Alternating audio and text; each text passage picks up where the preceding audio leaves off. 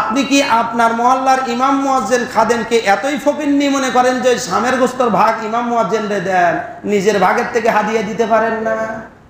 উচিত কথা বললে চাচা না এর থেকে নামো। যার পিছনে আপনি নামাজ পড়েন, আপনার আত্মমর্যাদা লজ্জা শরম কিছুই নেই। দুনিয়ার একটা হায়াওয়ান জানোয়ারের যে সম্মান রয়েছে, আমাদের সমাজপতিদের যে সম্মান যদি থাকতো, সমাজের ইমাম যার পিছনে আপনার আখিরাত নির্ভর করে, সমাজের মুয়াজ্জিন যে আল্লাহর নামে ডাকে, তাকে কি করে আপনি ফকিন্নির ভাগ শামের গোস্ত দেন? লজ্জা করে না? সমাজপতিরা এতটা নিচে নামে কি করে? ওটা ফকিরের ভাগ। আপনি কি আপনার ইমামকে ফকির মনে করেন?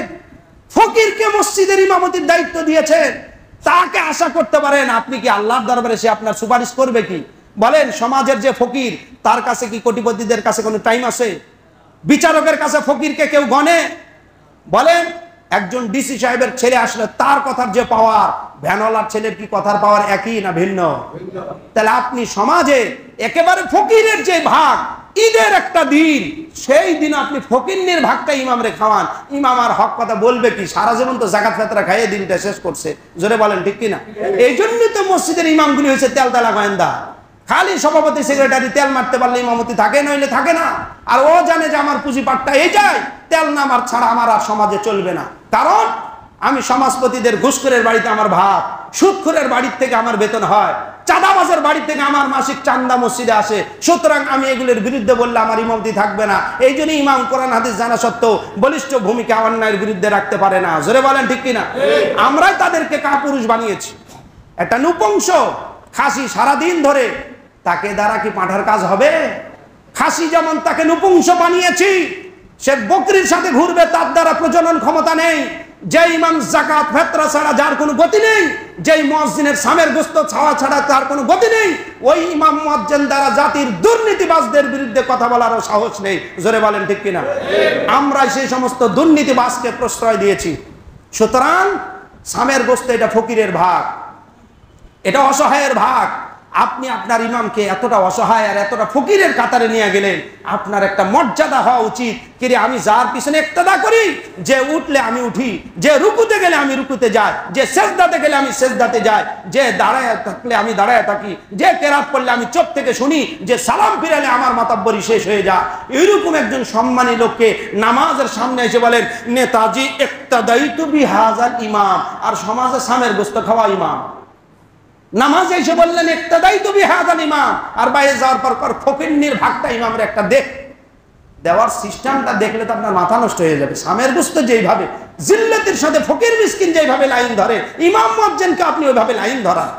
আপনাদের আত্মমর্যাদা থাকা উচিত, এই সমাজপতিদের লজ্জা হওয়া উচিত যে আমি একটা ফকিরের ভাগ দিতেছি। এখানে ফকির মিসকিন যাকাতের কাপড় নিতে আসছে, ইমাম মুয়াজ্জিনকে ওই লাইন ধরে দাঁড় করায় দিয়েছেন। এতটুকু আত্মমর্যাদা আমাদের নাই। যে সমাজপতিদের এতটুকু আত্মমর্যাদা নাই, ওই সমাজে একজন ইমাম মুয়াজ্জিনকে জাতির কোটিপতিরা মনে করে বাবা সোহেল বলে মাদ্রাসা পড়ানোর দরকার নাই, এই ফকিন্নি ইমাম হওয়ার চাইতে আমার সোহেল ডিসি সাহেবের কেরানি হবে তাও ভালো। বাবা, আমরাই সমাজকে এই খারাপ মেসেজ দিয়েছি।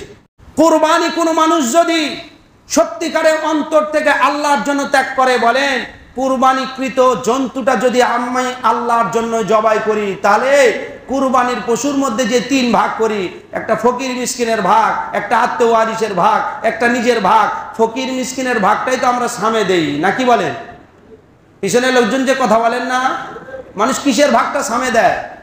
যেটা ফকির মিসকিনের, তো ওইটা সামে দেওয়ার পর আপনি কত নম্বর ফকির যে আপনি আবার যাই লাইনে দাঁড়ান খাওয়ার জন্য? এটা বললেই হুজুর খারাপ। তো হুজুর এই ভাষায় বলেন কেন? আমরা নিয়ে তো এসে ফকিরকে দিই। আপনাকে নিয়ে এসে ফকিরকে দিতে হবে কেন সাহেব? আপনার 2 ভাগ ঘরে আছে না, ওইটা দিবেন আপনি। ওটা তো ফকিরকে দিয়েই দিয়েছেন। ফকিরকে যেটা দিয়েছেন ওটার মাতবারি করা এটা ছোট লোকই না। এ দান করার পর দানের জিনিসের দিকে ওই যে গ্রাম্য ভাষায় গান আছে না, দয়াল বাবা কলা খাবা গাছ লাগাইয়া খাও, অন্যের গাছের দিকে টুলটুলাইয়া চাও কেন বাবা? তো আপনি যেটা দান করছেন ওইটা আবার নেওয়ার জন্য জিব্বা বেরিয়েছে কেন আপনার? আপনি না ফকিন্নির ভাগ দিচ্ছেন সামের মধ্যে, ওইটা নেওয়ার জন্য আপনারই আবার গ্যাদারিং বেশি করছে। দাও বারে, ওই লোকটা গরু কুরবানি দিয়েছে, খাসির গোস্ত নাই তো খাসির গোস্ত সামের দাও। কত বড় লজ্জাজনক কথা! গরু কুরবানি দিয়েছে এজন্য তারে খাসি দাও, আর যে খাসি কুরবানি দিয়েছে তারে গরু দাও। মানে পিকনিকের টাকার মতো সবাই মিলে টাকা তোলো, ভিন্ন জগৎ যে আয় উল্লাস করে খাও। কুরবানি কি পিকনিক না আল্লাহর পরীক্ষা? কুরবানি পিছনে লোকজন বলেন এটা পিকনিক না আল্লাহর দেওয়া পরীক্ষা। এ কি পরীক্ষা আপনার আমার? নিজেই জবাই করি, নিজে আবার অদল বদল করি। উনি গরুরটা আমাকে দেয়, আমি খাসিরটা ওনাকে দিই। কি সুন্দর, ক্যা চিজ, কি আজীব কুরবানি, তাই না? কি সুন্দর আপনার আমার চরিত্র। এই কুরবানি আল্লাহর দরবারে কবুল। সুবহানাল্লাহ, সুবহানাল্লাহ, আল্লাহ মাফ করেন। এই জন্য সুতরাং যা আমি ছেড়ে দিয়েছি ওটা আমার মালিকানা আর নেই। যেমন শাস্ত্রের কথা আছে, বিকৃত গরুর দাঁত দেখতে নেই। যেটা আমার নয় ওটা আর দেখার কেউ নেই, যেটা আমার নয় ওটা আমার তাকানোর অধিকার নেই। আমি যেটা ছেড়ে দিয়েছি ওইটা পাওয়ার ব্যাপারে আশাবাদী তো অন্য জন্তু করতে পারি, আমি আশরাফুল মাখলুকাত এটা করতে পারি না। সুতরাং সকলের প্রতি বিনয়ের সাথে অনুরোধ, বুঝে থাকলে বলুন, সামের গোস্ত ধনীর ভাগ না গরিবের ভাগ? আপনি কি আপনার মহল্লার ইমাম মুয়াজ্জিন খাদেমকে এতই ফকিন্নি মনে করেন যে সামের গোস্তর ভাগ ইমাম মুয়াজ্জিনরে দেন, নিজের ভাগের থেকে হাদিয়া দিতে পারেন না? উচিত কথা বললে চাচা না এর থেকে নামো। যার পিছনে আপনি নামাজ পড়েন আপনার আত্মমর্যাদা লজ্জা শরম কিছুই নেই। দুনিয়ার একটা হায়াওয়ান জানোয়ারের যে সম্মান রয়েছে, আমাদের সমাজপতিদের যে সম্মান যদি থাকতো, সমাজের ইমাম যার পিছনে আপনার আখিরাত নির্ভর করে, সমাজের মুয়াজ্জিন যে আল্লাহর নামে ডাকে, তাকে কি করে আপনি ফকিন্নির ভাগ সামের গোস্ত দেন? লজ্জা করে না? সমাজপতিরা এতটা নিচে নামে কি করে? ওটা ফকিরের ভাগ। আপনি কি আপনার ইমামকে ফকির মনে করেন? ফকিরকে মসজিদের ইমামতির দায়িত্ব দিয়েছেন, তাকে আশা করতে পারেন আপনি কি আল্লাহর দরবারে সে আপনার সুপারিশ করবে কি? বলেন, সমাজের যে ফকির তার কাছে কি কোটিপতিদের কাছে কোনো টাইম আছে? বিচারকের কাছে ফকিরকে কেউ গণে? বলেন, একজন ডিসি সাহেবের ছেলে আসলে তার কথার যে পাওয়ার, ভ্যানওয়ালার ছেলের কি কথার পাওয়ার একই না ভিন্ন? তাহলে আপনি সমাজে একেবারে ফকিরের যে ভাগ, ঈদের একটা দিন, সেই দিন আপনি ফকিন্নির ভাগটা ইমামরে খাওয়ান, ইমাম আর হক কথা বলবে কি? সারা জীবন তো জাকাত ফেতরা খাইয়ে দিনটা শেষ করছে। জোরে বলেন ঠিক কিনা? এই জন্যই তো মসজিদের ইমামগুলি হয়েছে তেলতেলা গোয়েন্দা। খালি সভাপতি সেক্রেটারি তেল মারতে পারলে ইমামতি থাকে, নইলে থাকে না। আর ও জানে যে আমার পুঁজিপাটটা এই যায়, তেল না মার ছাড়া আমার আর সমাজে চলবে না। কারণ আমি সমাজপতিদের ঘুষখোরের বাড়িতে আমার ভাত, সুদখোরের বাড়ির থেকে আমার বেতন হয়, চাঁদাবাজের বাড়ি থেকে আমার মাসিক চান্দা মসজিদে আসে। সুতরাং আমি এগুলোর বিরুদ্ধে বললে আমার ইমামতি থাকবে না। এই জন্য ইমাম কোরআন হাদিস জানা সত্ত্বেও বলিষ্ঠ ভূমিকা অন্যায়ের বিরুদ্ধে রাখতে পারে না। জোরে বলেন ঠিক কিনা? আমরাই তাদেরকে কাপুরুষ বানিয়েছি। একটা নৃপংস খাসি সারাদিন ধরে, তাকে দ্বারা কি পাঁঠার কাজ হবে? খাসি যেমন তাকে নৃপংস বানিয়েছি, সে বকরির সাথে ঘুরবে, তার দ্বারা প্রজনন ক্ষমতা নেই। যে ইমাম যাকাত ফিতরা ছাড়া যার কোনো গতি নেই, যে মুয়াজ্জিনের সামের গোশত ছাওয়া ছাড়া তার কোনো গতি নেই, ওই ইমাম মুয়াজ্জিন দ্বারা জাতির দুর্নীতিবাজদের বিরুদ্ধে কথা বলারও সাহস নেই। জোরে বলেন ঠিক কিনা? আমরা সেই সমস্ত দুর্নীতিবাজকে প্রশ্রয় দিয়েছি। সুতরাং সামের গোশত এটা ফকিরের ভাগ, এটা অসহায়ের ভাগ। আপনি আপনার ইমামকে এতটা অসহায় আর এতটা ফকিরের কাতারে নিয়ে গেলেন, আপনার একটা মর্যাদা হওয়া উচিত। কিরে, আমি যার পিছনে ইক্তেদা করি, যে উঠলে আমি উঠি, যে রুকুতে গেলে আমি রুকুতে যাই, যে সেজদাতে গেলে আমি সেজদাতে যাই, যে দাঁড়ায় থাকলে আমি দাঁড়ায় থাকি, যে কেরাত পড়লে আমি চোখ থেকে শুনি, যে সালাম ফিরালে আমার মাতাব্বরি শেষ হয়ে যায়। এইরকম একজন সম্মানী লোককে নামাজের সামনে এসে বলেন, নেতাজি ইক্তাদাইতু বিহাযাল ইমাম, আর সমাজে সামের গোশত খাওয়া ইমাম। নামাজে এসে বললেন ইক্তাদাইতু বিহাযাল ইমাম, আর বাইরে যাওয়ার পর ফকিন্নির ভাগটা ইমামের একটা দেওয়ার সিস্টেমটা দেখলে তো আপনার মাথা নষ্ট হয়ে যাবে। সামের গোশত যেইভাবে জিল্লাতের সাথে ফকির মিসকিন যেইভাবে লাইন ধরে, ইমাম মুয়াজ্জিনকে আপনি ওইভাবে লাইন ধরা। আপনাদের আত্মমর্যাদা থাকা উচিত, এই সমাজপতিদের লজ্জা হওয়া উচিত যে আমি একটা ফকিরের ভাগ দিতেছি। এখানে ফকির মিসকিন যাকাতের কাপড় নিতে আসছে, ইমাম মুয়াজ্জিনকে ওই লাইন ধরে দাঁড় করায় দিয়েছেন। এতটুকু আত্মমর্যাদা আমাদের নাই।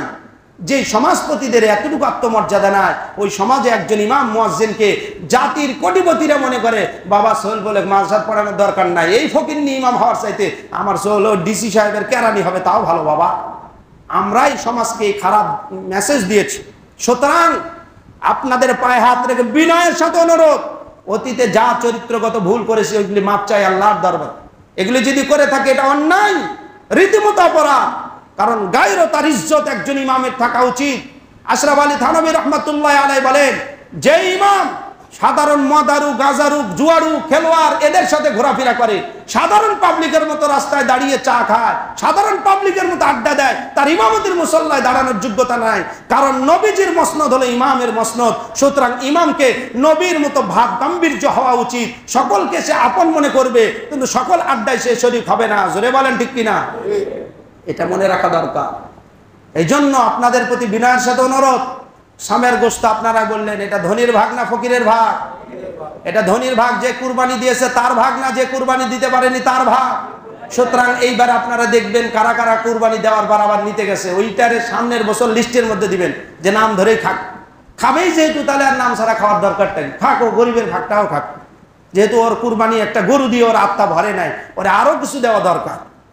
2 নম্বর, একজন ইমাম পুরা মহল্লার আপনাদের নেতা, আপনি এটা মানেন আর না মানেন, তার পিছনে আপনি ইক্তেদার সময় এটা গ্রহণ করেছেন। সুতরাং তাকে ইমামকে ইমামের মর্যাদা নিয়ে আসেন, নট শাহজালাল।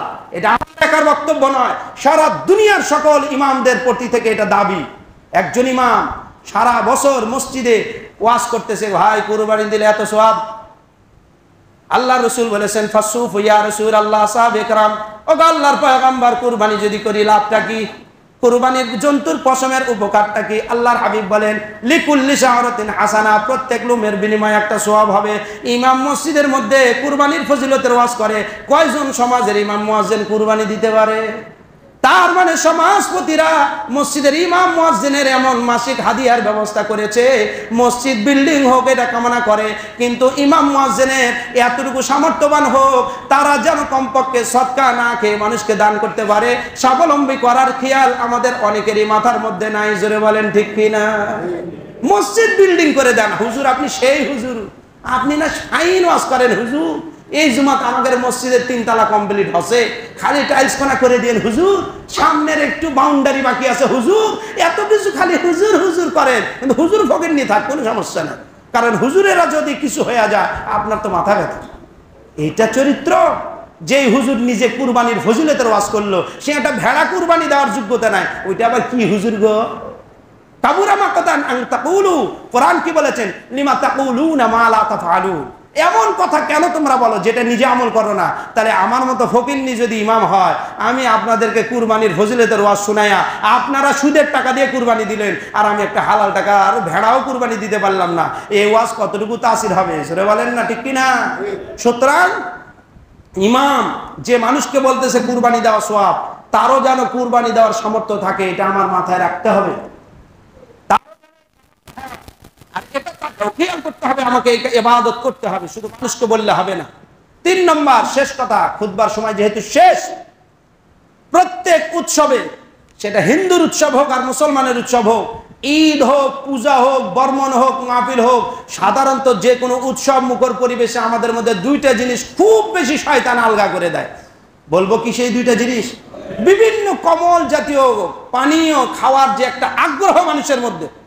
এর জন্য সকলের প্রতি বিনয়ের সাথে অনুরোধ, মসজিদের মধ্যে এসে বলতেছেন আল্লাহ ইসরায়েলকে ধ্বংস করো, বিজাতিদেরকে ধ্বংস করো, ফিলিস্তিনিদেরকে হেফাজত করো, আপনি 7 আপ কিনে খান, আপনি কোকোকোলা ছাড়া আপনার ঈদের ভাত খেয়ে এবার গোশত হজম হয় না, আপনি ইহুদি পুণ্য ছাড়া চলতে পারেন না, এইরকম গাদ্দারি দোয়া আল্লাহ বলেন তোর মুখের উপর মার। জোরে বলেন ঠিক কিনা?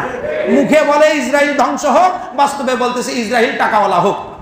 আপনি কি জানেন না ইসরায়েলের এই পণ্যগুলি আমাদের দেশে বিক্রি করে এর লভ্যাংশ দিয়ে অস্ত্র কিনে সেটা আপনার আমার মা বোনের বুকে চালায়? এতটুকু লজ্জা শরম যদি আপনার আমার থাকে, এইবারের ঈদে অতীতে যা করেছি আমরা, যে কোনো কমল পানীয় যদি না খাই, বলেন তো ঈদের কোন অংশের ক্ষতি হবে? কোরআন হাদিস দিয়ে প্রমাণ দিন। সমস্ত চিকিৎসা বিজ্ঞান বলেছে কমল পানীয়, আরসি, কোলা, 7 আপ যত রকমের আছে, সমস্ত পানীয়ের মধ্যে এক ধরনের ক্ষতিকারক জিনিস দেওয়া আছে, যা খাওয়া মাত্র মানুষের উপকার হয় না, ক্ষতি হয়। জোরে বলেন ঠিক কিনা? তা আপনার চিকিৎসা আপনাকে বলতেছে ক্ষতি হয়, সেটা কেন টাকা দিয়ে খেয়ে আপনার ফুটানি করতে হবে? রাস্তার পাশে বিশাল বড় বড় কোকোকোলা কিনে জাম করে রাখছে, ওনার চিন্তায় আছে এইবার ঈদের টার্গেট হলো 500 বোতল সেল করবো রে। কি চিন্তাধারা আপনার আমার! এজন্য সকলের প্রতি বিনীত অনুরোধ, জুমার নামাজের সময় পেরিয়ে যাওয়ার পরে এই কথা বলার জন্য আপনাদের কাছ থেকে 2 মিনিট সময় অতিরিক্ত খরচ করলাম। আমরা নিয়ত করি আমি দিব কুরবানি আল্লাহর জন্য, কুরবানির এই ইবাদতের মধ্যে কোনো ইহুদি পণ্য বিজাতি পণ্য কিনে আমি আমার সমাজে নিয়ে আসব না, বিজাতিকেও স্বাবলম্বী করব না। পারবো তো ইনশাআল্লাহ? এটা যদি আমরা পারি আল্লাহ তাআলা ইহসান করবে।